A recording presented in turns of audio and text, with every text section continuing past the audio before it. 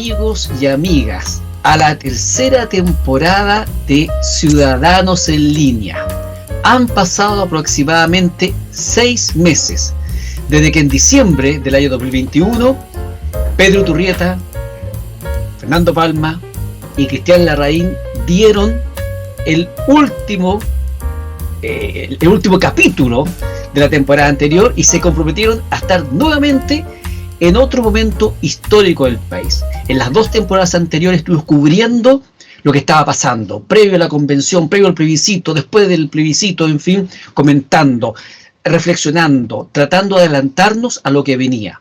Hoy día, a 6 semanas aproximadamente del plebiscito de salida del 4 de septiembre de este año 2022, nos volvemos a juntar para conversar reflexivamente sobre lo que está pasando, para compartir nuestras opiniones y para proyectar lo que puede pasar de aquí a esa fecha. Bienvenido, Pedro Iturrieta, psicólogo, trabajador social, Cristian Larraín, abogado, y Fernando Palma Tapia, nuestro técnico en las tecnologías de información. ¿Cómo están, caballeros?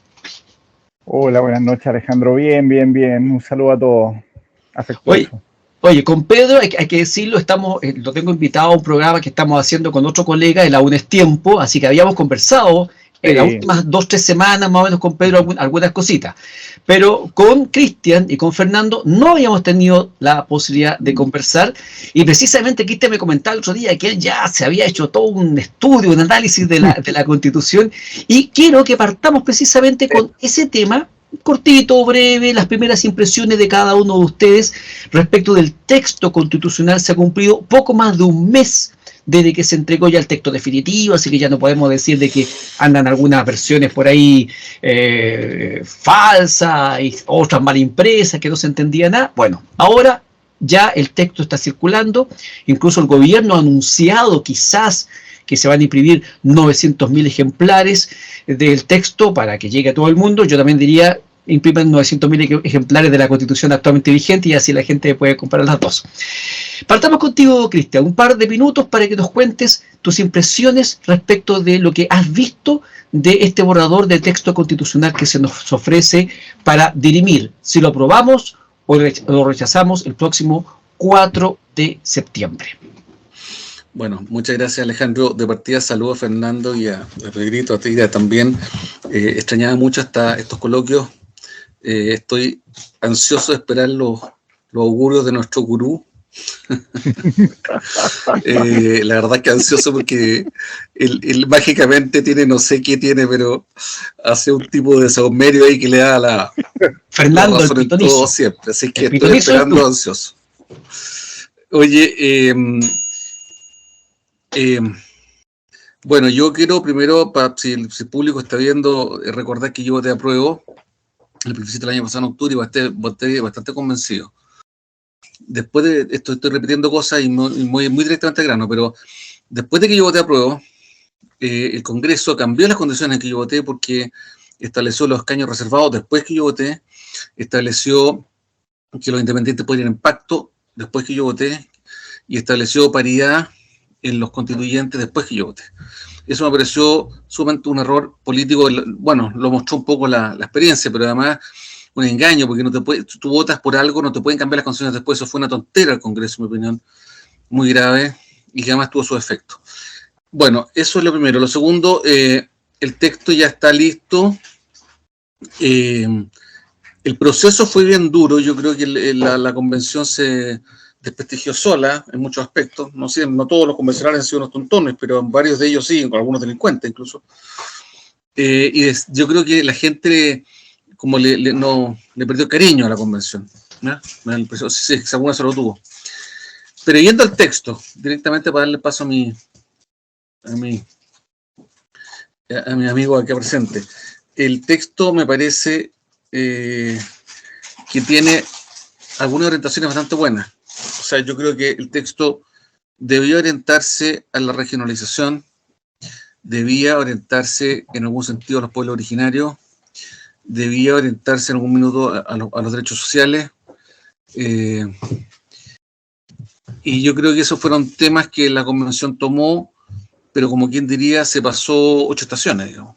y algunas se las pasó todas, lo voy a hablar ahora, pero en algunos temas, de verdad, la convención fue completamente pasada por la punta, exagerada, increíblemente ideologizada. Hay cosas increíbles que a mí me chocan mucho porque no corresponde a la ideología ni a la tradición chilena.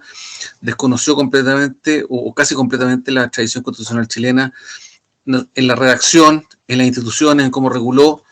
Y yo creo que sumando y restando, a pesar de que las orientaciones eran buenas, y sumando y restando, además, sin prejuicio que algunas tienen algunas cosas que yo rescato mucho, algunas que yo rescato mucho, a mí el 80% de la Constitución me parece mala o muy mala, si puedo resumirlo en 2 palabras. Y sí, insisto que las orientaciones eran buenas y tiene algunos temas buenos. Por ejemplo, crea algunos mecanismos de democracia directa, me parecieron súper interesantes. Con un cierto porcentaje del electorado, pues se pueden dictar leyes que más allá de lo que hagan los diputados y senadores. Pero pasado por la punta en todo, maximalista, fanática, sumamente ideologizada, y por eso creo que el resultado final, el 80% para mí es malo o muy malo, en mi humilde opinión.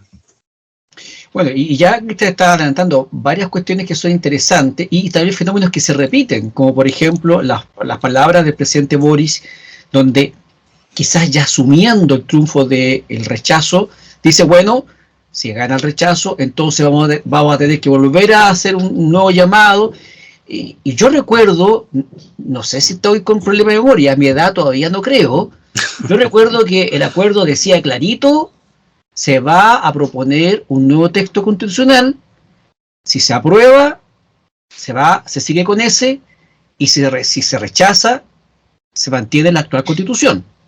Creo que ese era el acuerdo, pero ya lo vamos a conversar, estoy echándole más pelo en la sopa. Fernando Ramón, ansiosos todos de escucharte. Después vamos a venir con las predicciones más adelante, en los próximos capítulos. Ahora, solamente tu opinión general del texto, que tengo entendido que ya llevas una cantidad importante de artículos leídos, te falta un poquito, pero a esta altura parece que ya te tiene. Oye, pero tiene una versión pirata ahí, pues, ¿será de verdad? Bueno, si no existe versión formal en papel, me lo imprimí yo. No te han entregado. Yo también me la imprimí yo mismo. Me tomé la molestia de imprimirlo en mi casa, con mi tinta, con mi impresora. Con recursos privados. Totalmente privado. Qué paradójico. Entonces, bueno, si supuestamente la suma de privados es lo que conforma la sociedad. Ahí, según tengo entendido. ¿Qué puedo decir? Que, bueno, hasta ahora he leído los artículos permanentes. Me faltan los transitorios, así que tengo una impresión parcializada, ¿ya? En base a lo que estuve leyendo, más que cosas malas, todo eso, hay algunas cosas que falta precisarlas. Especialmente en el tema de régimen político. Ahí considero que falta precisar algunas cosas, especialmente respecto de algunas atribuciones, especialmente lo que la región, por ejemplo, no se habla de delegado presidencial, así que asumo que se deroga. Estoy asumiendo eso en base a lo que no sé lo que dicen las disposiciones transitorias, porque todavía no llegó a ese punto. Obviamente, en respuesta al estallido social, la lista de derechos es bastante larga y va con lujo de detalles. Lógico, estamos con la tradición chilena de derecho romano, que si no está en la ley, no existe. ¿Ya? Entonces, por eso se plasma. Hay cosas que yo me llamaron la atención para bien, en algunos casos. Por ejemplo, cuando se habla del Sistema Nacional de Salud, como está planteado, es más o menos como está el Servicio Nacional de Salud británico, ¿ya? Que es un gran proveedor estatal, pero sobre el cual pueden coparticipar privados en distintas cosas. Obviamente todo regulado legalmente. Fernando, Otra cosa que... Fernando, ¿tú sabes más o menos en qué parte participan los privados en el sector de salud británico? Sí. ¿Será algo así como lo que pasa con Codelco en Chile, que está lleno de empresas contratistas que le prestan servicios, por ejemplo, a Codelco? Porque se dice que Codelco es una empresa pública del Estado, pero está llena de empresas contratistas que son privadas que prestan servicios. ¿Será algo parecido, no? No, son complementarios. O sea, de hecho... ¿Como nuestras clínicas, entonces? Hay otras clínicas, otros hospitales, entonces, que también pues colaboran con la red estatal británica. Entonces, Ya, eso es lo que permite. Otra cosa que la hallo positiva, que si lo estoy interpretando correctamente, se habla de la participación estatal para fomentar un medio de comunicación que sea pluralista, que sea nacional, para desarrollar todo lo que es ciencia, arte, cultura y todo eso. Los que tienen una carta similar, se me viene a la memoria dos. Uno que es la BBC y el otro que es Radio Televisión Española, que son entes nacionales, pero de ellos también cuelgan canales regionales o autonómicos, o radios regionales o autonómicas, que de su objetivo es la difusión del país, ¿ya? Tanto dentro como hacia afuera. De hecho, todavía está la BBC transmitiendo en onda corta, y Radio Televisión Española también, pero que en ese caso se llama Radio Exterior de España. Entonces, el objetivo es una integración de todos sus nacionales, tanto dentro del país como fuera del país. Y lo otro que lo aplaudo totalmente, que es el reconocimiento constitucional de los bomberos. Hay un artículo en que se les reconoce y se compromete financiamiento estatal para sus actividades. Entonces, el objetivo es que ya los bomberos que ya no anden con el tarrito, que la rifa, que la colecta, porque ¿para qué andamos con cosas?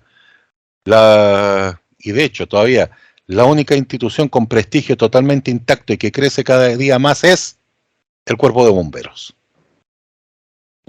Mira. Así que eso es como positivo. Sumando y restando, no es la octava maravilla del mundo, pero sirve. Sigue siendo funcional, permite reformarse, y lo que me llamó la atención, que está en la parte final de la Constitución, que permite cambiarse.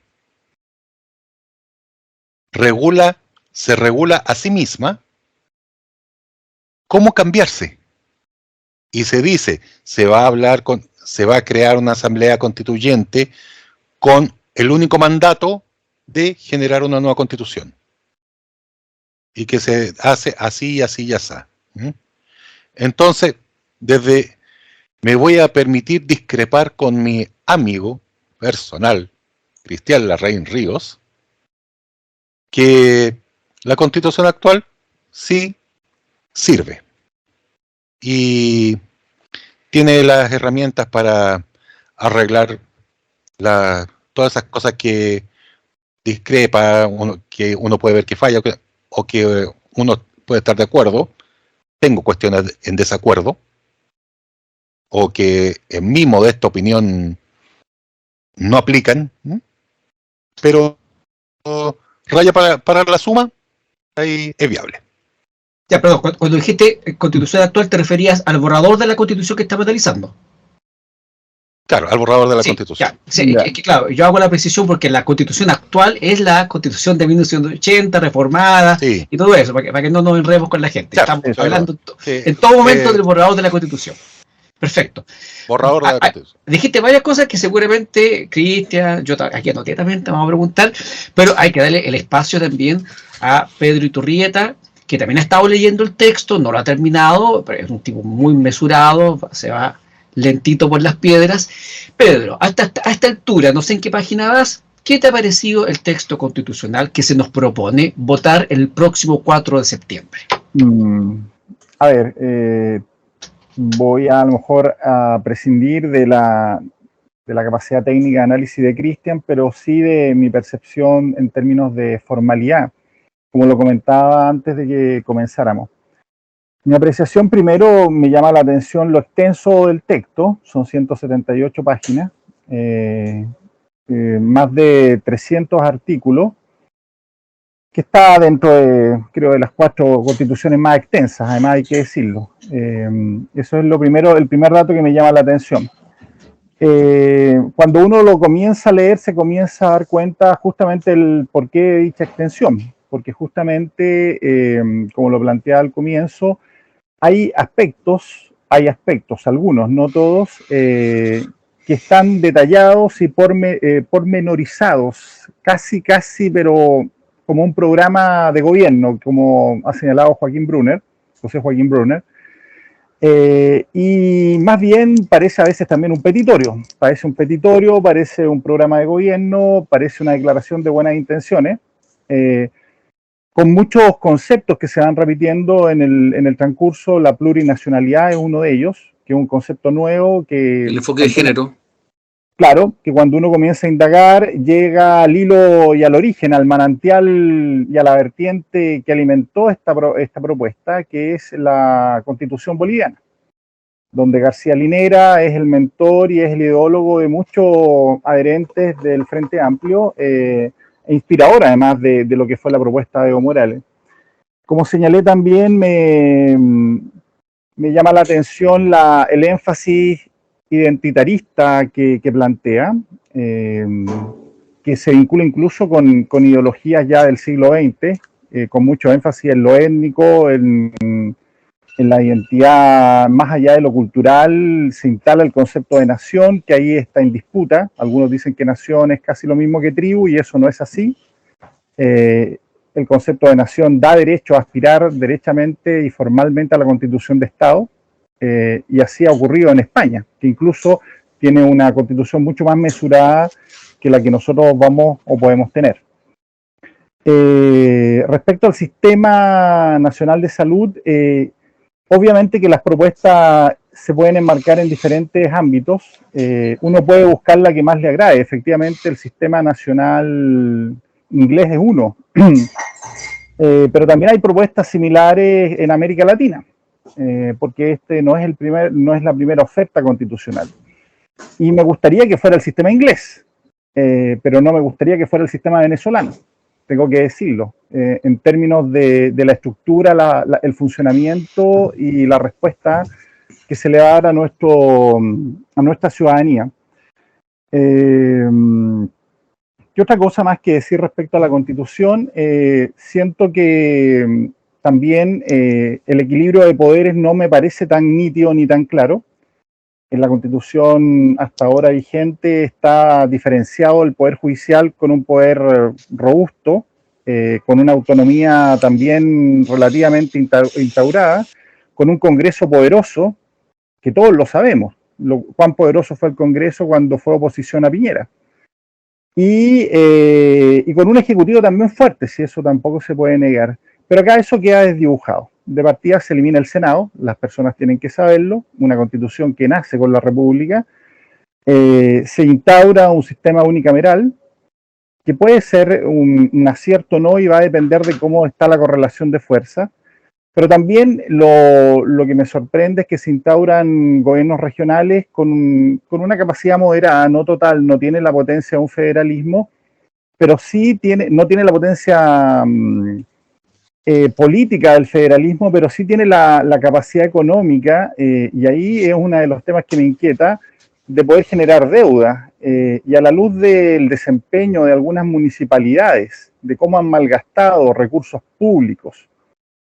No me quiero imaginar lo que podría ocurrir con la capacidad de generar deuda a nivel regional. Me quedo hasta aquí, porque sé que probablemente Cristian y Fernando quieran aplicar más porque han leído más del texto, pero esas son cosas que a mí me inquietan. Yo soy una persona eminentemente práctica. los derechos sin recursos financiados son palabras escritas bonitas. Venezuela tiene algunos artículos muy similares a los que ha declarado Chile y han visto el desastre de la migración humanitaria que tienen. Entonces, una constitución, y en esto debo señalarlo, una constitución no es sinónimo de prosperidad, es solamente una estructura, una carta de navegación jurídica que le permite a los estados de alguna manera desempeñarse. Pero los que tienen el deber y los que tienen la función eminentemente de aplicar y de llevar a cabo propuestas de mejora son los gobiernos. Y eso no nos podemos olvidar porque en definitiva son los gobiernos los que apuestan, los que proponen y los que lideran los cambios y las transformaciones. Así que me quedo hasta acá con esa apreciación y en espera de lo que vaya pasando y evolucionando en las próximas semanas al respecto.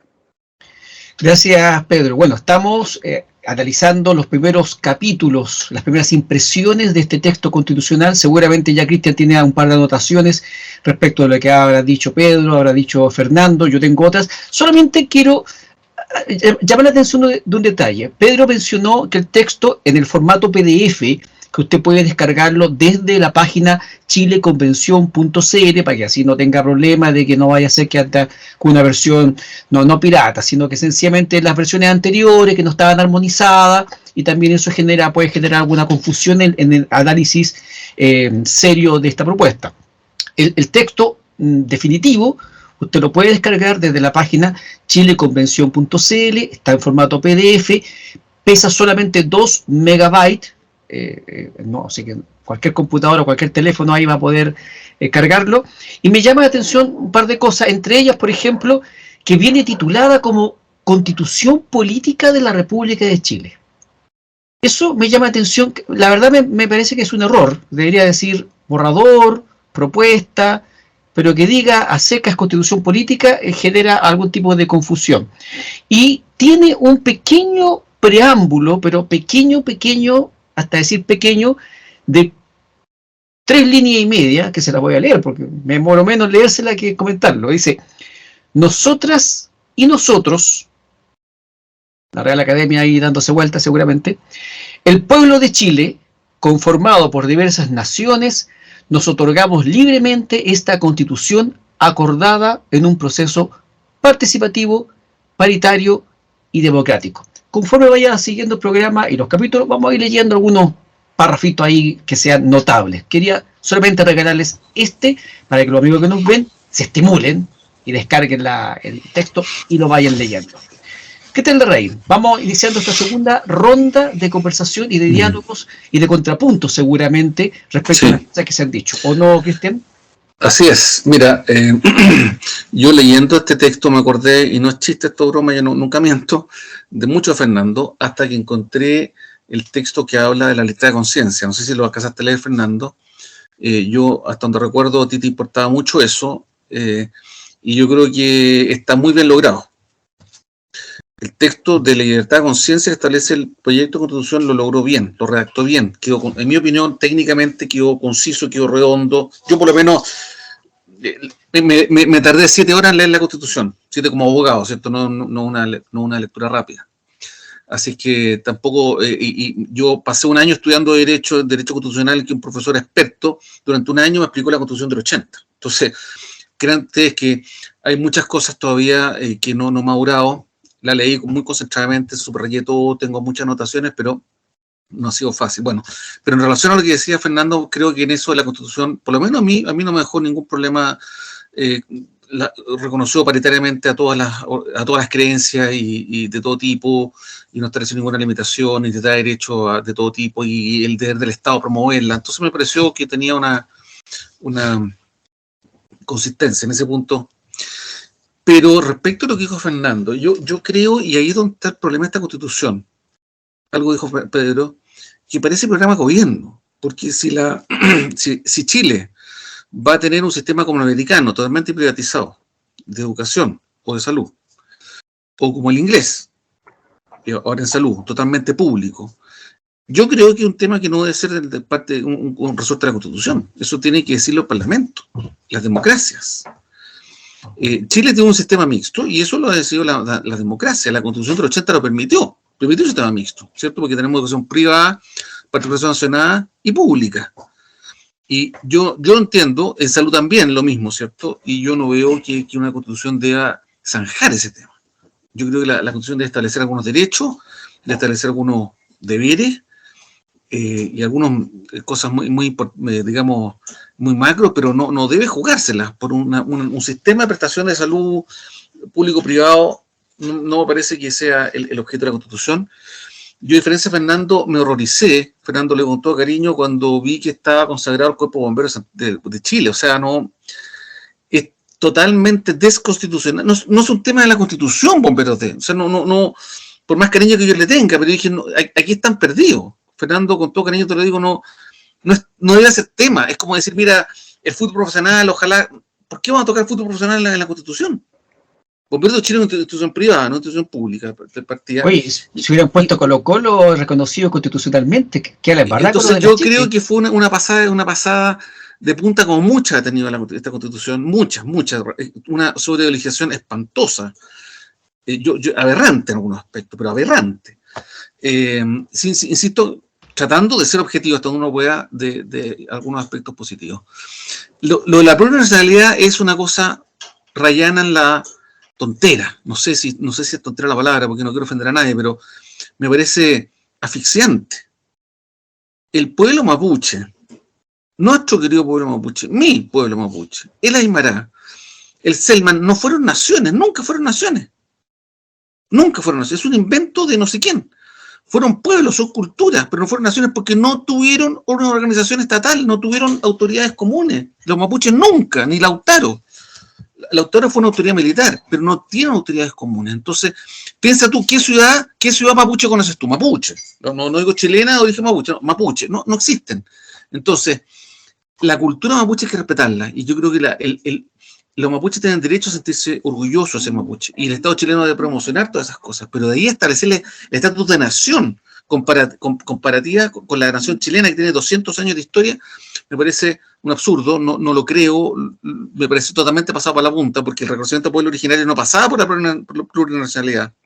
Más aún, en un país en que el 90% de la población es como yo y ustedes, todos ustedes, mestizos. No somos indígenas puros ni somos europeos puros, somos mestizos, los chilenos, la inmensa mayoría. Y los indígenas puros son muy pocos. Y de hecho, del padrón indígena, la cantidad de gente que votó fueron 89.000 personas, de 1.200.000. De 700.000 adultos indígenas que hay en Chile, votó el 12%. Bueno, no son naciones, en mi humilde opinión, no son naciones. Creo que ahí se pasó de punta. Yo no sé muy bien exactamente qué dicen las encuestas, pero en mi opinión personal a mí me chocó. Yo no puedo dividir a Chile en naciones. Chile es una nación que tiene pueblo y cultura, sí, pero no naciones. A mí me chocó, pero patán la guata, fue lo primero que me desagradó esta Constitución. Y quiero dar algunos ejemplos de estas aberraciones que digo yo, sobre exageradas de la Constitución.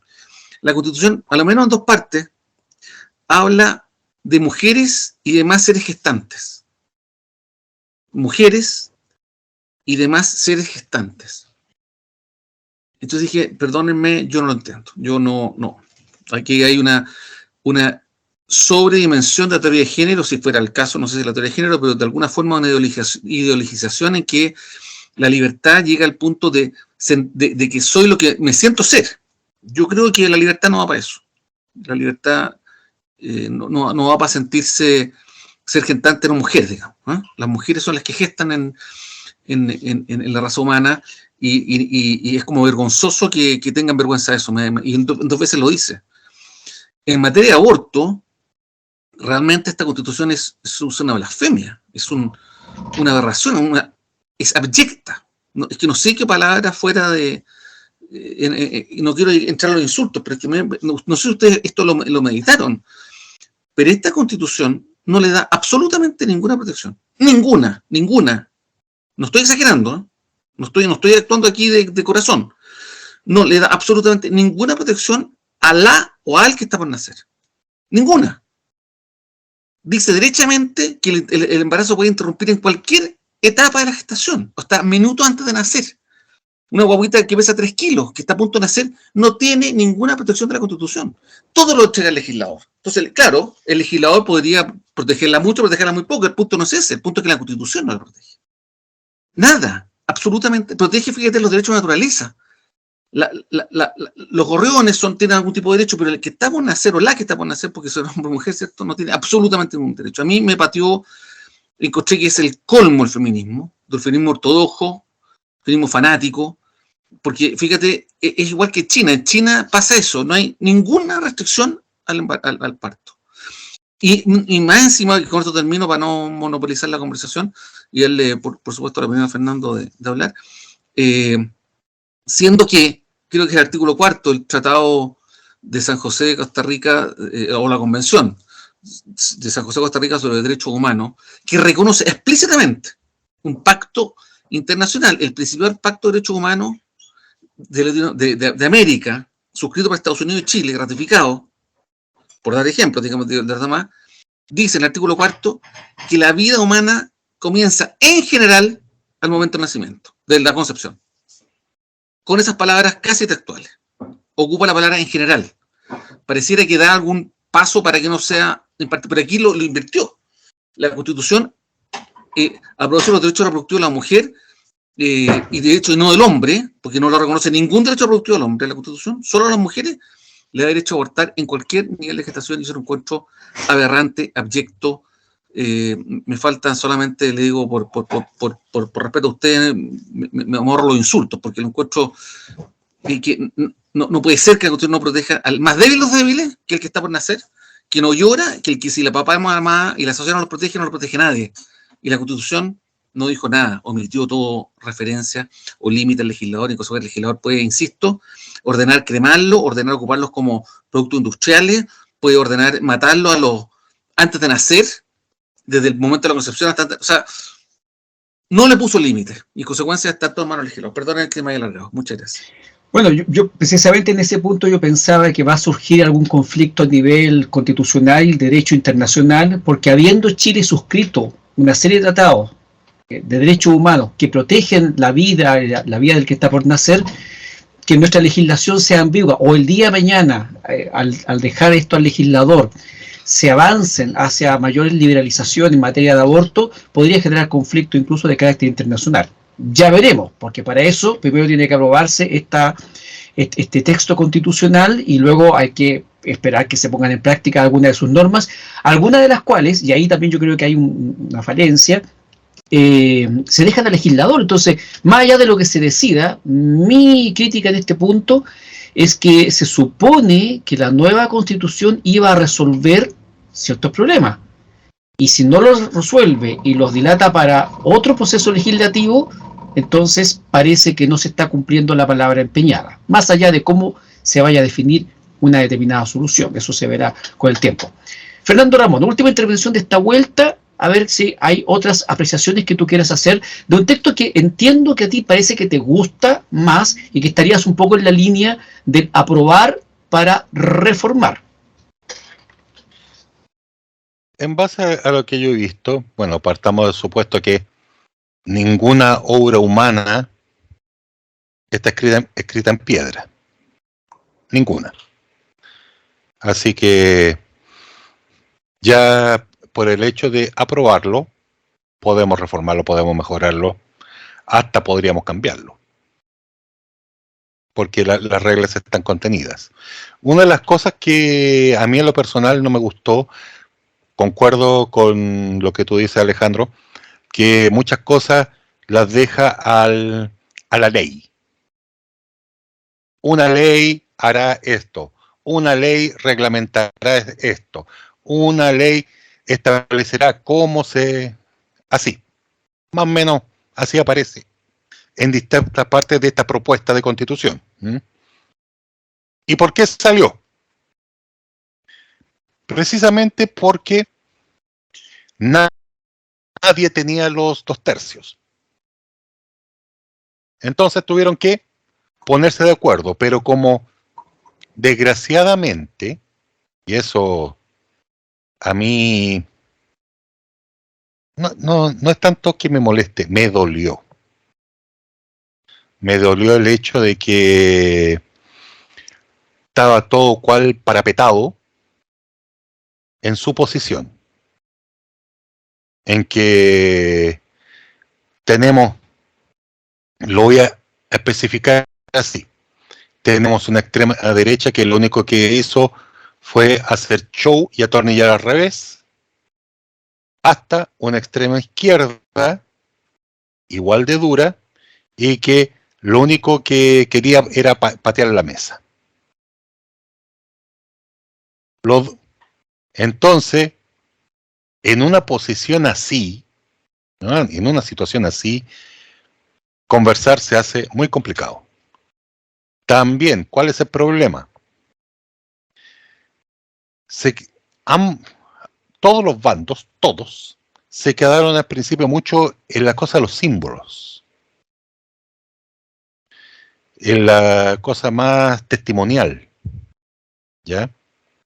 Sin embargo, desgraciadamente, como se vieron con el tiempo en contra, especialmente a partir de diciembre, enero,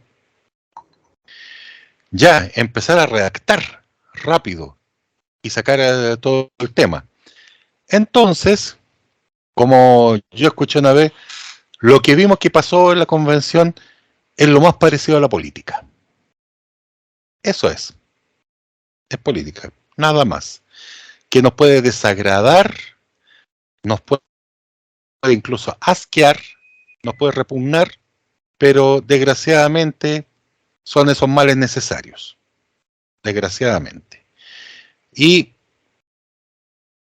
como bien lo dijo Max Weber, el que entra en política pacta con el diablo. Y desgraciadamente con lo que he visto antes y lo que he visto ahora, no me queda otra que encontrarle la razón a Weber. O sea, se repitió a tu criterio la lógica clásica de la política, que era algo que se suponía que no iba a ocurrir cuando la esencia de la convención era, se supone, que más presencia de gente del pueblo, políticos no tradicionales, políticos no de carrera, porque fueron muy pocos los políticos que lograron llegar a la convención. Fue Chaín, en fin, bueno, no me acuerdo mucho, Monkever, en fin. Monkever, Arboe, Gutiérrez. Pero son un grupo menor. El grueso de los convencionales son personas que, independientemente que eran más o menos famosos, como Bárbara Rebolledo, así que nadie la conocía, o la misma Teresa Marinovich era conocida, sí. Pero no venían de los partidos políticos propiamente tal, o de una carrera, o de una extensa carrera política conocida. ¿Algo más que decir en este punto, Fernando, para darle la palabra a Pedro? Un poco para cerrar el tema, que esa rabia en parte se entiende, porque son muchos sectores que fueron marginados, que fueron desplazados, y ahí la gran culpa la tienen los partidos, porque se encerraron, se atrincheraron, conservaron su cuota de poder. Empezó, como se dice, una política de salón. Entonces yo quiero,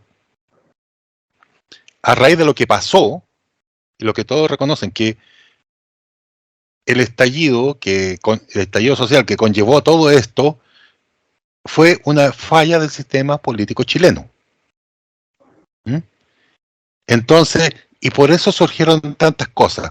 Y dentro de las cosas que yo leo, me puse a buscar una foto. Y esa foto yo la quiero compartir con mis queridos amigos y contertulios, que no sé si la pueden ver. Sí, en este momento se ve. Sí. Eso es lo que pasó. Tan simple. Que al final lo que tuvimos, una continuación del octubrismo. Rabia en estado puro. Entonces, para finalizar, esto es lo que tenemos. Lograr que bajen las pasiones para centrarnos en algo que nos permita mirar hacia adelante. En estos momentos, la propuesta que tenemos es lo mejorcito. ¿Cumple? Sí. Hay como se dice, hay que entrar a picar, sí, y harto. Pero por lo menos tenemos esa opción. La otra alternativa es una constitución muerta. Gracias, Fernando. Yo ahí discrepo también. No creo que la Constitución de 1980 esté muerta. Yo creo que está vivita y coleando. Se ha reformado tanto y ha tenido tantas mejorías que funciona todos los días. Yo solamente pienso nomás en la cantidad de recursos de protección que se presentan todos los días y que están precisamente gracias a que existe ese recurso en la Constitución. Evelyn Matei dijo también el otro día eso, que estaba muerta la Constitución. Pero bueno, vamos a seguir profundizando. Pedro Turrieta.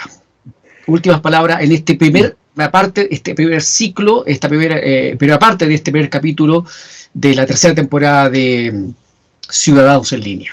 Bueno, Fernando, Cristian, Alejandro, bueno, yo soy de quienes creía que era necesario siempre poder trabajar una reforma. De hecho, participamos con Cristian en algún momento en los cabildos que convocó Michelle Bachelet, regionales, provinciales, etcétera. Fuimos parte de ese proceso que quedó entrampado y que lamentablemente no llegó digamos, a ser realidad. Pero, por lo tanto, no somos personas que creamos que esto no requería un cambio. Yo, además, soy un convencido que la inspiración del estallido social o del conflicto social o la revuelta, revolución que tuvimos, tuvo un foco profundamente arraigado en demanda de derechos sociales y de justicia, fundamentalmente. Basta ver toda la cantidad de prioridades, donde lo tengo que decir, la Constitución no era prioridad, no estaba nunca ni en los top 10 ni en los 20 prioridades. Creo que era de todas las prioridades que aparecían siempre, era como la número 40. Pero fue la vía que escogió el cuerpo político y el gobierno de la época para salir del embrollo. Otra podría haber sido que el gobierno cesara, que abdicara a Piñera, etcétera, y poder haber tenido una salida al estilo de la Rúa, no sé. Pero esta fue la vía que se escogió, fue la que se votó, y se entregó un protagonismo a personas que asumieron a lo que iban. Y lo que tengo que decir es que el trabajo y el despliegue no fue de los mejores, lamentablemente. La casa de todos, que fue consigna inicial, lamentablemente, aparentemente no retumbó, ni generó, ni se plasmó en el alma. Tuvimos incluso desafortunadas participaciones de un convencional que engañó al país de manera, yo diría, retorcida y maléfica, porque engañó al país con una enfermedad que es absolutamente compleja, aparecía en fotografía, etcétera. Hubo muchas cosas que yo creo que frustraron y desmotivaron a la población. Y con eso Ángeles y Demonio ahora se tiene que enfrentar esta propuesta al 4 de septiembre.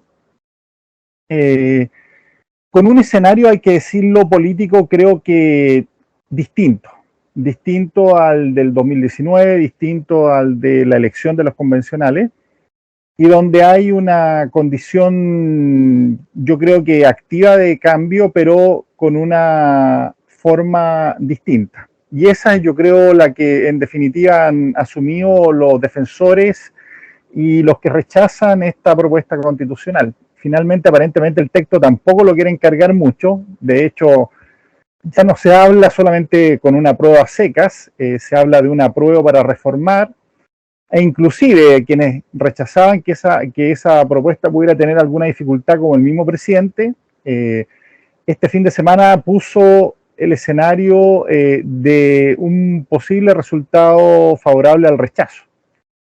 Entonces, creo que el ambiente ha cambiado. Y creo que la gran reflexión es que de la política no se puede escapar. Se le puede cambiar el nombre, se le puede cambiar el vestuario, pero en definitiva de la política no se puede escapar, y quien quiera gobernar va a tener que hacer política, y eso es lo que está aprendiendo el gobierno de turno, que vilipendió los 30 años, vilipendió los acuerdos, vilipendió designaciones, dijo que no iba a hacerlas, y hoy día vemos que sí hay delegados presidenciales designados, vemos que hay amigos, familiares que están designados, y vemos que sí tiene que llegar a acuerdos cuando debe llegar a acuerdos en beneficio del país. Entonces, citando a Weber también, que Fernando ahí lo convocaba, efectivamente, yo creo que lo que vivió Chile fue una crisis donde surgió un liderazgo carismático, que los liderazgos carismáticos vienen habitualmente aparejados, según Weber, de cierta ruptura, de cierta impulso revolucionario, pero que con el tiempo también se tienen que asentar y se tienen que de alguna manera burocratizar y transformar en gobierno de alguna manera viable, porque nadie puede vivir eternamente en revoluciones. Nadie lo tolera ni lo soporta, al menos en democracia. Eso es mi última reflexión. Agudas reflexiones de Pedro Muy Iturrieta, buena reflexión, Pedrito, haciendo muy también buena. un balance de lo que ha sido 4 meses del gobierno de Gabriel Boric, con altos y bajos. La encuesta Academ de este fin de semana señalaba de que el apruebo, que a pesar de que el presidente ha querido desvincular el resultado de la convención al del gobierno, están íntimamente ligadas. El apruebo aumentó un puntito y está a 11 puntos de diferencia del rechazo. La verdad que la diferencia sigue siendo muy fuerte, y algunos errores por ahí, como por ejemplo la provisión del escáner corporal en las cárceles, que luego tuvieron que desdecirse, generó un nuevo impas, que obviamente este tipo de cosas lo único que hacen es dañar la figura del que gobierna, porque se le percibe entonces como un gobierno poco profesional, errático, en fin, y a la gente en general no le gusta que los líderes operen de esa manera. Estamos terminando la primera parte de este primer capítulo de la tercera temporada de Ciudadanos en Línea. Vamos a hacer una pequeña pausa y volvemos de inmediato en la parte final para redondear algunas ideas generales que acá se han planteado y algunas cuestiones de la contingencia. Vamos y volvemos.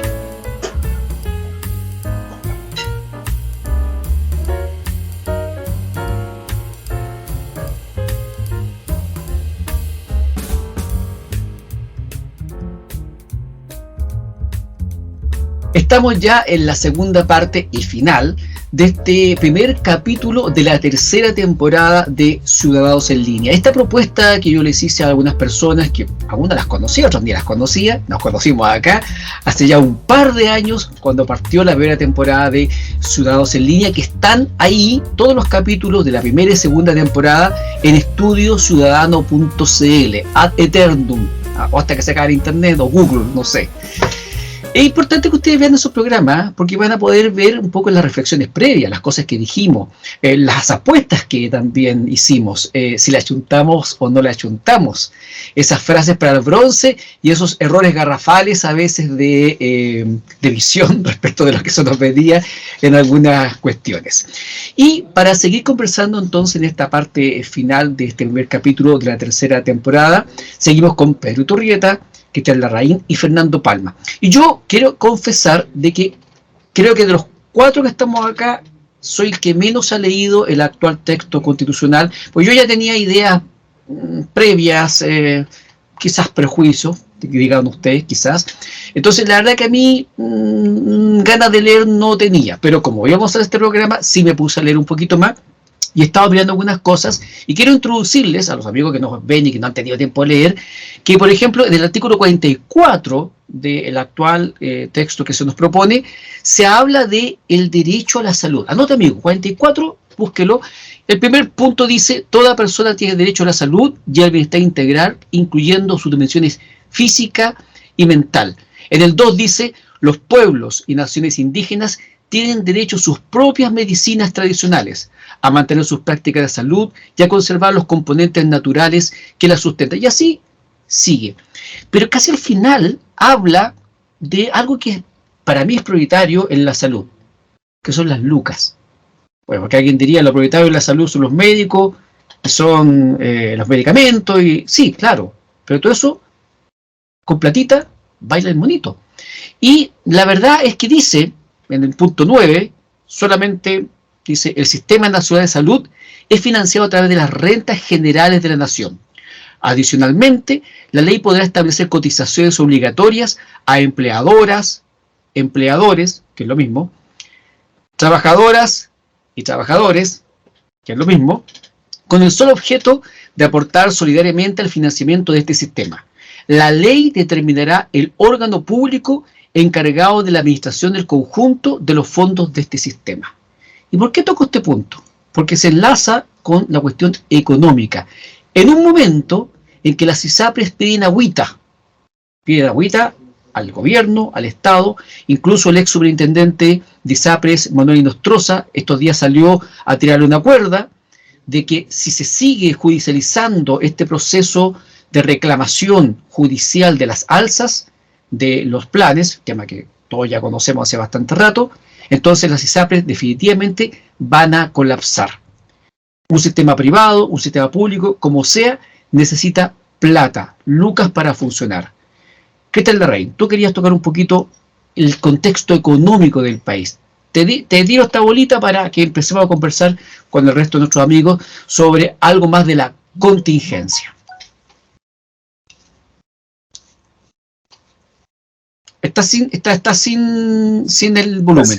Ahora en sí. algunos de los aspectos en que la izquierda chilena es inconsistente, la centroizquierda chilena, algunos, no en todos los aspectos es inconsistente. En un aspecto en que es inconsistente es que sataniza el lucro consistentemente en casi cualquier actividad humana, particularmente en salud y en educación, pero en cualquier actividad. Los bancos lo detestan, la minería grande la detestan, la empresa forestal la detesta, la centroizquierda.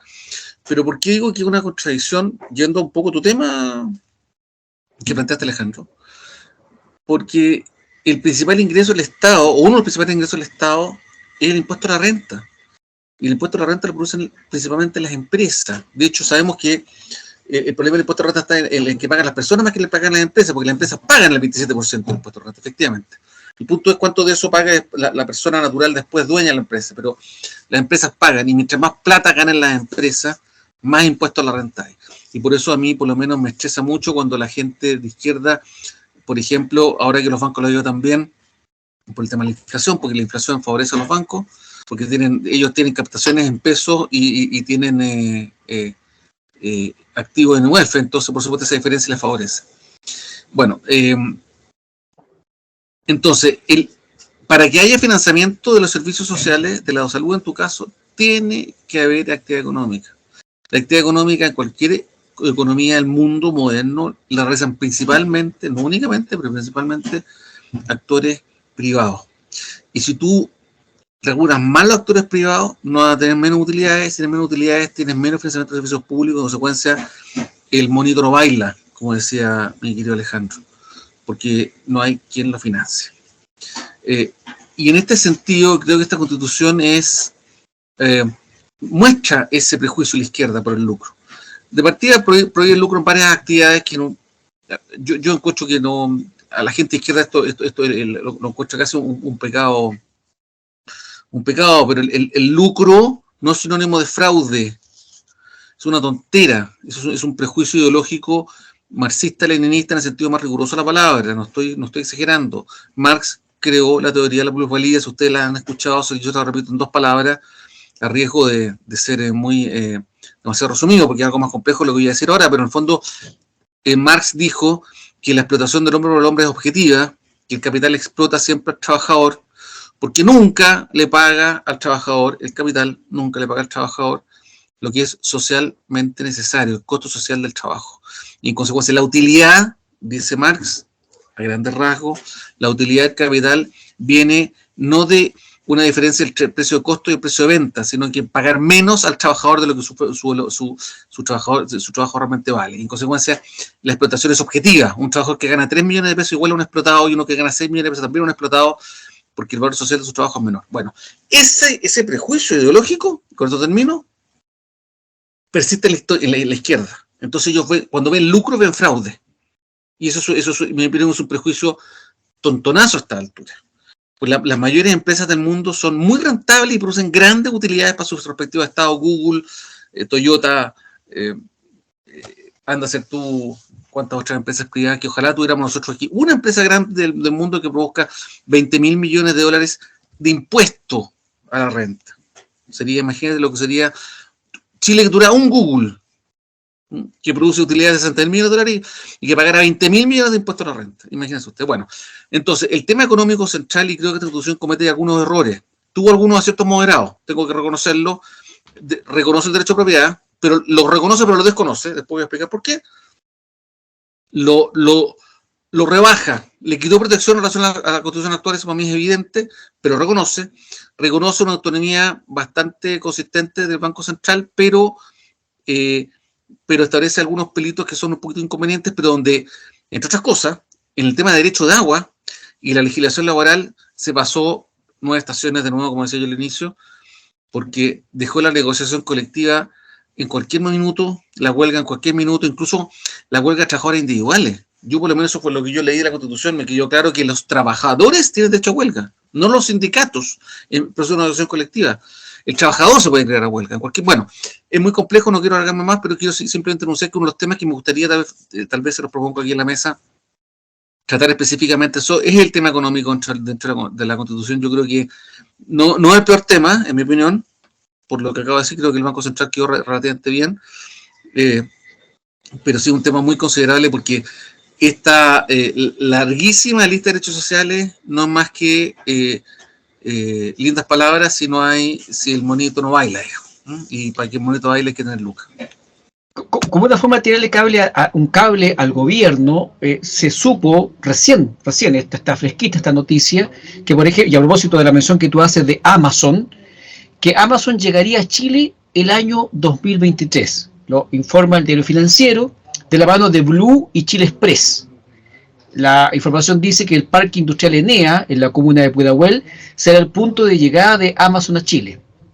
Una promesa que lleva varios años a punto de hacerse realidad, pero que en 2023 verá la luz. De manera silenciosa, la firma fundada en 94 por Jeff Bezos, como una librería online y que hoy es la quinta empresa de mayor capitalización bursátil del mundo con un valor de 1.659 miles de millones de dólares, lleva meses preparando su aterrizaje en el país. Ejecutivos de la firma se han reunido con diferentes operadores logísticos y recorrido diversas instalaciones para definir dónde instalar finalmente un centro de distribución. Es interesante porque con el descalabro económico que tenemos en este momento, con el dólar alrededor de 1.000, con la inflación que sigue creciendo, muchos están muy saltones, no quieren invertir en el sector agrícola, por ejemplo, hay algunas inversiones frenadas y por lo tanto esta visión de Amazon respecto de venir a Chile en 2023 como que es disruptiva con este pesimismo económico que nos rodea. Fernando Palma, ¿qué decir sobre estos puntos que estamos comentando?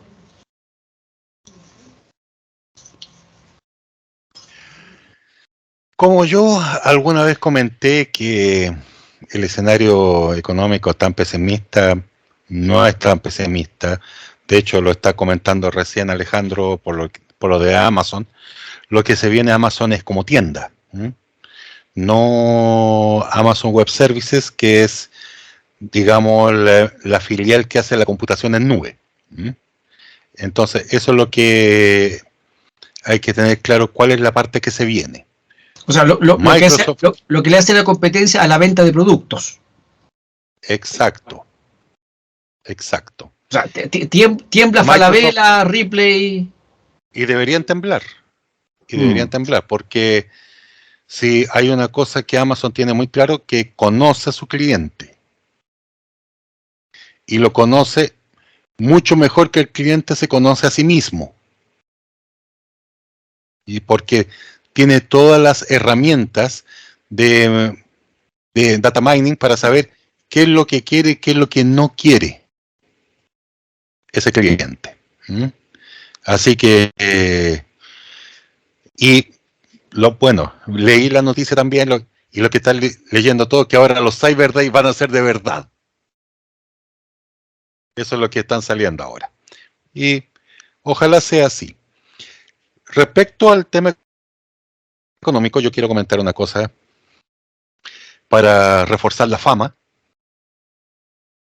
Hubo un tiempo, año 2016-2017, que yo hacía evaluaciones de proyectos. Hacía esa consultoría. Había terminado un diplomado precisamente en ese tema. Y me tocó evaluar para un par de empresas si se instalaban en Chile. Mi recomendación, en base a las proyecciones de venta que esperaban y los costos, les dije, no les conviene venirse. Y uno de mis argumentos fue, en 2021 el dólar va a estar a 1.000 pesos. Me equivoqué en un año.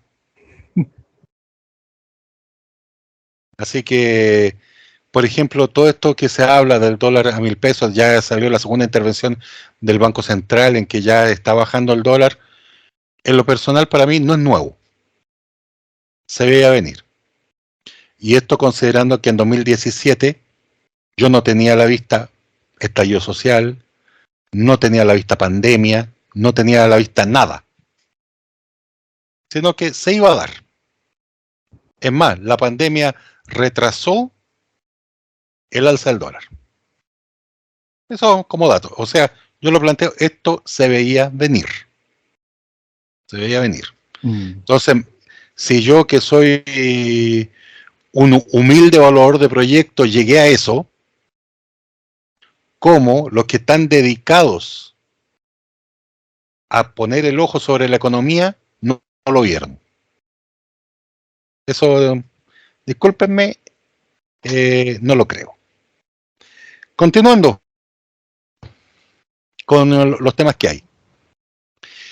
Desgraciadamente, la empresa privada, no sé por qué, se esmera en dispararse en los pies. Entonces, dan fundamento a que los miren mal, les den palos, que los larguen y todo eso. Y esto, ¿a propósito de qué? El anuncio de la ISAPRE con Salud de que iba a demandar a sus afiliados que Colmena, previamente Colmena. lo habían demandado, eso, la ISAPRE Colmena, perdón, la ISAPRE Colmena, que iba a demandar a sus afiliados que previamente habían demandado a la ISAPRE por el alza de los planes. Como leí una vez, ese es ejemplo cómo destruir tu marca en 5 minutos. Y la destruyó. Destruyó la imagen de las ISAPRES como conjunto. Entonces, si mucha gente le tenía odio o tirria o rabia en base a una razón ideológica, salió el gerente general de Colmena a darle la razón. Esto es como el caso del gerente de Gasco, váyanse Sí. de mi playa. Claro, y de hecho fue tanto. Y también lo de Carosi. También están esos casos. ¿Qué pasó con Carosi? Carosi auspició un programa en la red, la serie de películas de la Batalla de Chile. Y después le quitó el auspicio. No. Le quitó el auspicio. Sí, ahora. Y resulta que el escándalo que se generó fue tan grande que incluso ya empezaron a hacer las evaluaciones para el cambio de nombre de Carosi. ¿Tanto crees tú? Si el programa era malo, No. yo tampoco lo hubiese apreciado. ¿De qué trataba la batalla de Chile? Perdón, me perdí. La Batalla de Chile es una serie de reportajes que hizo el director Patricio Guzmán. Sí. Que ¿Sobre el 10 empieza. de octubre? No, es sobre la Unidad Popular. Está en YouTube. Los que quieran verla. Sí, está en YouTube.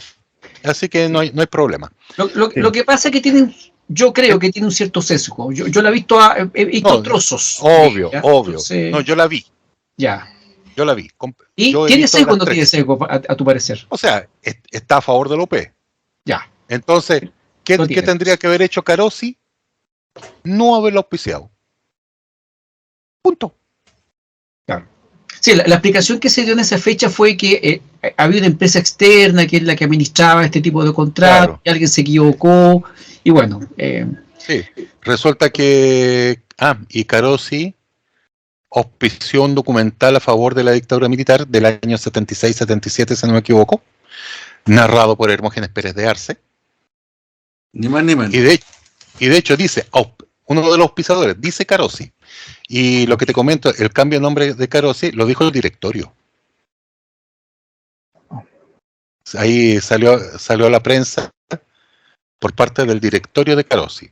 Entonces, juntemos todo eso. Oye, yo privado, ¿qué hago? Le vendo mis servicios, mis productos, mis bienes al que me lo compre. Entonces, si como dijeron una vez, también los comunistas comen tallarines. Entonces, si los comunistas me compran tallarines a mí, bienvenido. ¿Mm? Entonces, se junta todo ese tema. Y para cerrar mi intervención, uno de los grandes problemas que hay respecto al lucro. Lucro no está visto ahora como ganancia. Es ganancia con abuso. ¿Ya?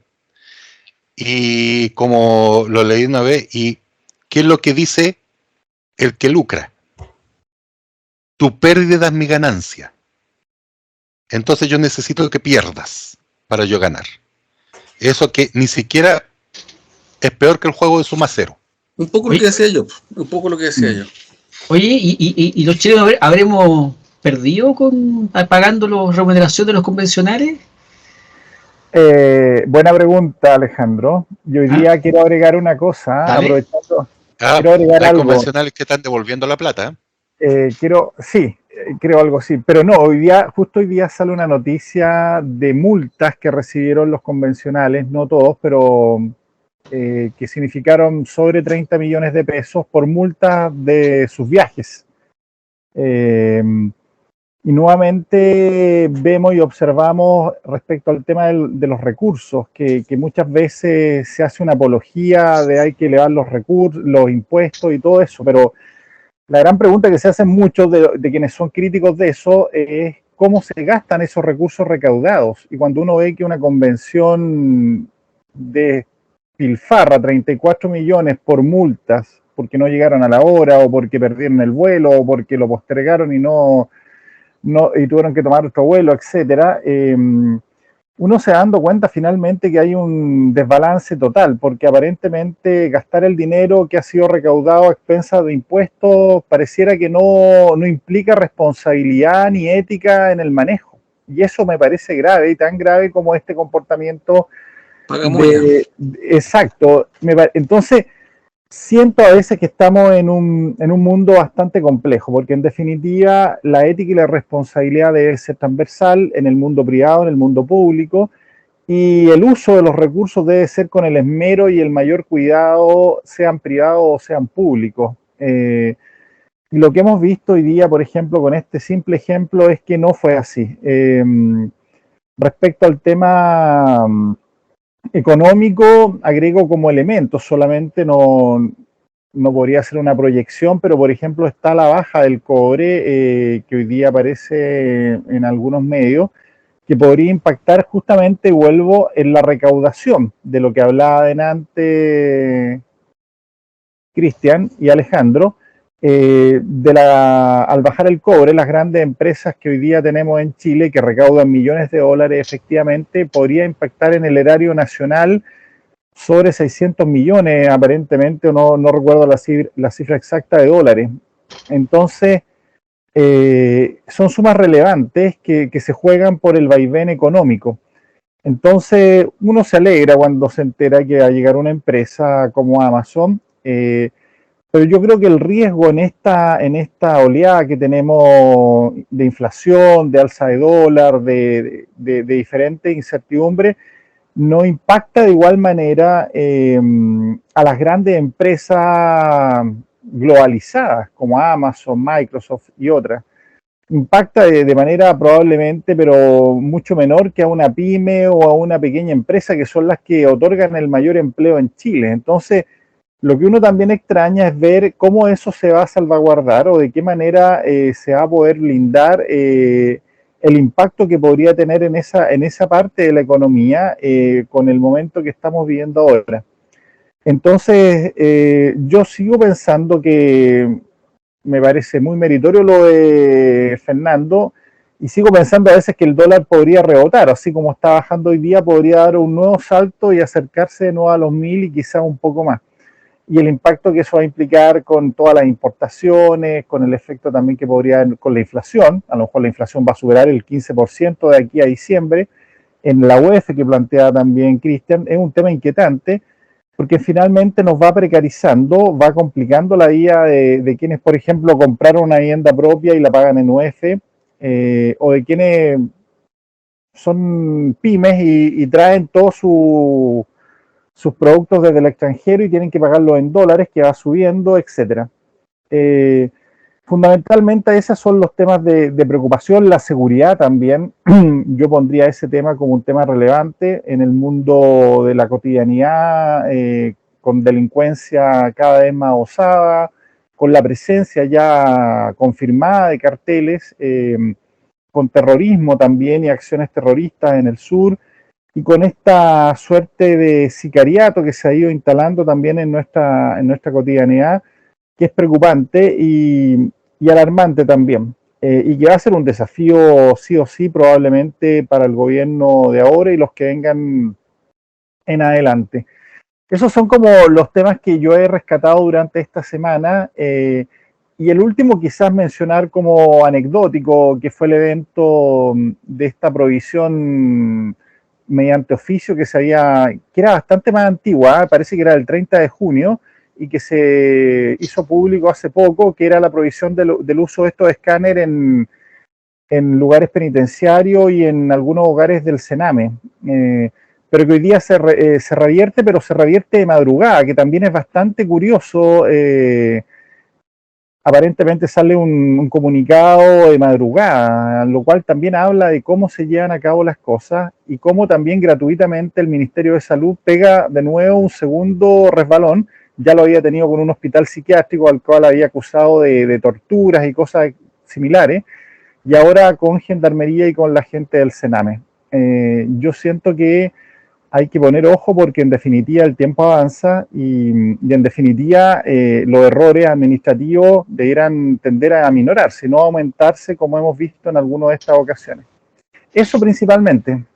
Pedro introdujo el último tema precisamente que tenía, que era una rápida consulta de qué les había parecido a ustedes este episodio, que a mí me parece a esta altura ya bochornoso, de anunciar con bombo y platillo, salió en todos los medios, esta prohibición del escáner corporal en las cárceles, cuestión que ha sido interpretada como una forma de debilitar el trabajo de gendarmería, que con estos instrumentos evita que entren armas, que entren drogas, que entren elementos prohibidos a las cárceles. Y además el argumento era doble, era por una parte un argumento de protección de la salud, porque se dice que estos escáneres corporales producen cáncer. Sin embargo, ya inmediatamente salió la información de que tienen 100 veces menos riesgo que, por ejemplo, una máquina de rayo X.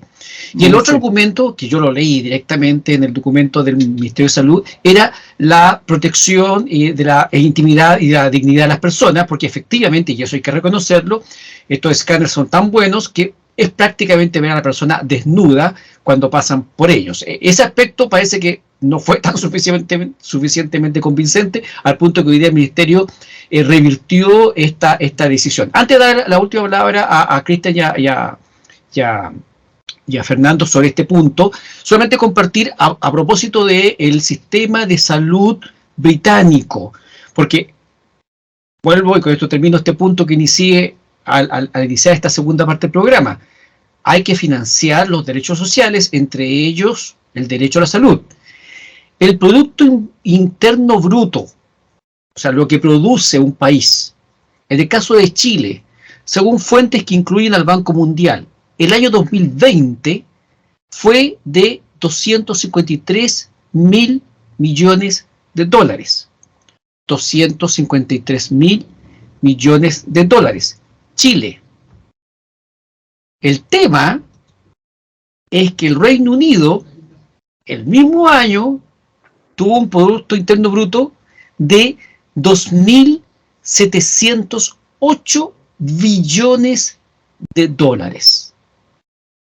O sea, claramente a punta de multas por no llegar a la hora adecuada a tomar el vuelo, no vamos a alcanzar a tener un 9 PIB. meses más, 9 veces más con 4 veces más población. O sea, O sea, es no solo preocupante proporcional. claro, porque muchas veces se desatiende este tipo de cuestiones económicas para financiar algo tan importante como el tema de la salud. Vamos a volver a la salud seguramente en los próximos capítulos porque es un tema delicado. Yo todavía veo vecinos, gente haciendo bingo, rifas y anticuchadas para poder financiar enfermedades caras y me parece que es un tema relevante que hay que darle más tiempo. No sé, Cristian, Fernando, si tiene algo que decir sobre el famoso escáner corporal, este último chascarrillo. A mí muy breve me da mucha pena este tipo de cosas. Yo creo que el Estado chileno, más allá del gobierno que trate, debe prestigiarse. Y este tipo de actividades debilitan la confianza de la gente en la política, de cualquier sector. No estoy criticando al gobierno porque cosas similares le pasó a la presidenta Bachelet y al presidente Piñera también. Entonces, no debería pasar. Las autoridades de todos los gobiernos deben ser muy preocupados de no tener estos traspiés, de cuando ando un pie adelante no echarlo más atrás porque están seguros de haberlo dado. Pero a mí me parece una tontera. Yo entiendo que debe ser bastante irrisorio verme a mí desnudo, digamos, ¿eh? Pero no creo que me falte la dignidad si es un hecho público. Que no tengamos que pasar nunca por ahí, por favor. Claro, está bien, pero si lo publican probablemente será indigno, digamos, pero que efectivamente a mí me vean así una máquina de escáner, el gendarme se va a reír, digamos, fuera de eso no creo que produzca más si eso no se publica, y la razón de seguridad que hay atrás es muy grande. Pero quiero destacar un tema, no maximicemos los temas. En las cárceles se consumen drogas, muchas, con escáner o sin escáner. Hay un problema de probidad de los gendarmes, porque eso no puede ser.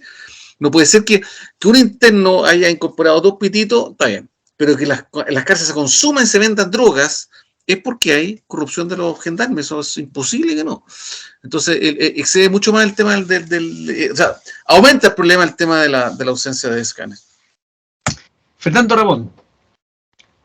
Bueno, yo desgraciadamente a mí ya me vieron mis intimidades ¿En qué circunstancias? entrando a Estados Unidos. También había body scan. Claro. Sí. Ya. Tienen body scan y tienen nariz electrónica. ¿Cuál? Que nariz electrónica, que es como una cornetita que te tira aire desde el suelo. ¿Ya? Y eso es para liberar las partículas. Si manipulaste pólvora o algún tipo de explosivo, las partículas de polvo, esas cosas, salen, quedan en el aire. Entonces el body scan tiene otro aparatito que te puede detectar. Ya. Así te sopla y hace que las partículas vuelen y ahí capta si tú has estado manipulando pólvora y puedes andar trayendo un elemento explosivo, que son tan afines los gringos de andar haciendo cosas explosivas. Bueno, entre paréntesis, todavía lo hacen, que te hacen llenar el papelito y que te dicen, usted planea derrocar al gobierno de los Estados Unidos, usted planea hacer un atentado terrorista. No, es así. Es verdad. ¿Cómo así, será tanto que yo... ¿Usted va a querer hacer algún acto terrorista dentro del territorio de Estados Unidos? Sí, Una cosa todo. increíble. Es así. Yo lo llené en español. Mm. O sea, se toman la molestia incluso de traducirlo. Ya. Eso, cierra paréntesis. Hay un video muy gracioso sobre eso, de un señor que no sabe hablar bien en inglés y le preguntan. Y él, como no sabe hablar muy bien, responde cosas que terminan, al final se lo llevan todo detenido como si fuera un talento terrorista. Sí, así que eso ya no me extraña. No, a ver, prefiero el caso de los body scan, prefiero reírme, porque si no tendría que llorar. Porque resulta que cuando dijeron lo mismo, yo coincido cuando salió, no, que son dañinos para la salud, pero si las emisiones que tienen son tan bajas, comparativamente el celular es más dañino que un aparato de esos. Además, considerar los temas de seguridad que se deben considerar dentro de una cárcel está totalmente justificado. Bueno, las falencias de seguridad de las cárceles chilenas no es solo que hay un componente de corrupción a nivel de gendarmes, sino que objetivamente las condiciones de seguridad son malas. Las condiciones de seguridad para precisamente evitar narcotráfico, tráfico de chip de celular, meter un aparato celular, por ejemplo, al margen de otras cosas más, los medios para evitar esas cosas o son muy débiles o no hay. Y de hecho, entre paréntesis, las cárceles de alta seguridad concesionadas, precisamente cuando empezaron a ser las hiperseguras, muchos de los reos, especialmente los reos líderes, se empezaron a suicidar. Porque no soportaron el cambio de condiciones. Fundamentalmente el aislamiento, ¿no? Claro, las condiciones de aislamiento y las condiciones de división. Porque se juntaban pero no podían armar su grupo. Claro. Socializar. Entonces, no podían... No, esa no es socialización, eso es matonaje. Yo lo digo es la ley del más fuerte. Forma más entonces estos reos llegó al punto, y de hecho empezaron a suicidarse porque simplemente no aguantaron. Esto como tema. Ahora, desgraciadamente el gobierno actual, que tiene marchas, contramarchas, bueno, hay que asumirlo como un costo de la inexperiencia, sí, porque desgraciadamente la generación que tenía que haber la generación más antigua al final dejó la escoba, por eso el estallido. La generación intermedia, o sea, la nuestra, ¿para qué andamos con cosas? Desde el punto de vista político, hemos pasado sin pena ni gloria. Y saltamos a los millennials. Boric, Jackson, Carol Cariola, Camila Vallejo, etcétera, etcétera. Entonces, y como el poder, el que lo tiene no lo da, sino que el que lo quiere lo tiene que tomar. Esa es la regla. Entonces, ¿lo tomaron? Sí. Como escuché una vez, ¿se lo tomaron 10 años antes de lo que correspondía? Puede ser, ¿sí?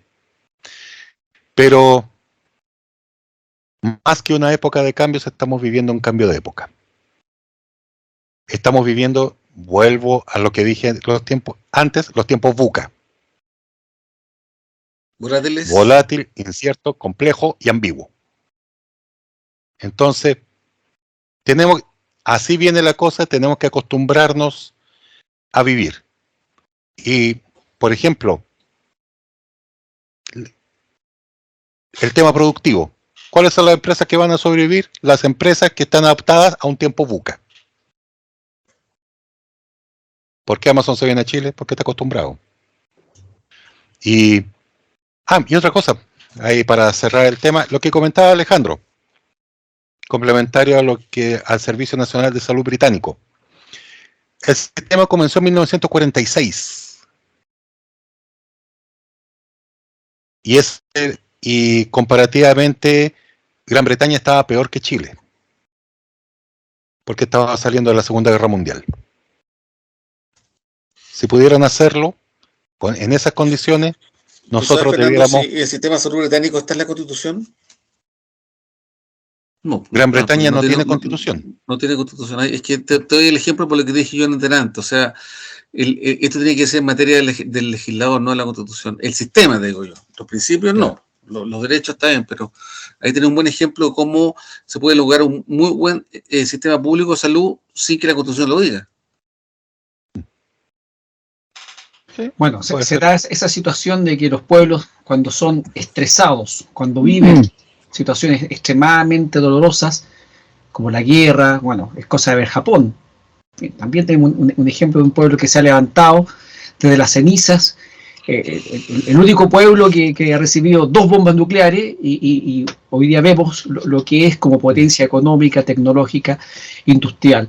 En fin, nosotros tal vez no hemos tenido esa situación, quizá ahora la estamos teniendo, ahora se nos vienen encima, se nos vienen por todos lados las bombas, la inflación, el alza del dólar, el terrorismo, la delincuencia exportada, el tren de Araguá, en fin, hoy día parece que estamos teniendo nuestra propia guerra mundial y todavía nuestra propia bomba atómica. Quiero agradecerle a Pedro Iturrieta, a Fernando Palma y a Cristian Larraín la disposición para reiniciar este ciclo de Ciudadanos en Línea, en un momento especial, a 6 semanas de una decisión muy importante que, al igual que los encuentros anteriores, el llamado a plebiscito, la elección de convencionales, y entre ellos también tuvimos las elecciones normales, presidente de la República, diputados, senadores, alcaldes, gobernadores regionales, que yo todavía pregunto, ¿para qué sirven los gobernadores regionales? Así que, si tú me dices, Fernando, que se acaban los delegados y todas esas cosas, que bueno, parece que va a ahorrar plata, pero bueno, lo vamos a conversar en otra ocasión. Hemos estado compartiendo en todos estos hitos que han marcado la historia reciente de Chile, y vamos a hacerlo en esta nueva temporada cortita, previo al 4 de septiembre y un par de semanas después, para comentar los resultados con Pedro, con Fernando y con Cristian, desde una perspectiva netamente ciudadana. Personas que en general, como dijo Fernando recién, no hemos estado en la política, no estuvimos en la política, tal vez no quisimos, tal vez no nos dejaron, nos bypasearon. Y hoy día también queremos algún nivel de protagonismo, por lo menos desde la reflexión, desde la conversación, para aportar a que usted también tome una buena decisión el próximo 4 de septiembre. Los dejo invitado entonces para la próxima semana en este mismo lugar, canal y horario, para seguir conversando sobre el borrador de la nueva Constitución y la contingencia nacional. Nos vemos la próxima semana, Dios mediante.